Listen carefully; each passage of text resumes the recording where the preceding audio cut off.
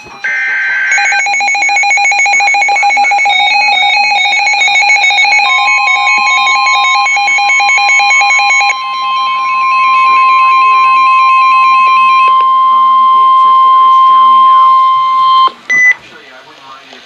urgent weather message.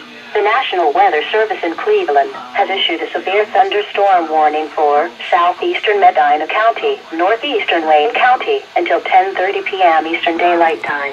At 9:42 p.m. Eastern Daylight Time, National Weather Service Doppler radar indicated a severe thunderstorm capable of producing quarter-size hail and damaging winds in excess of 60 miles per hour.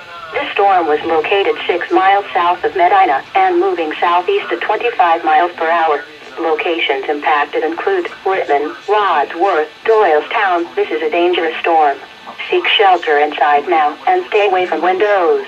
Repeating, a severe thunderstorm warning has been issued until 10:30 p.m. Eastern Daylight Time for the following counties in Ohio, Medina, and Wayne.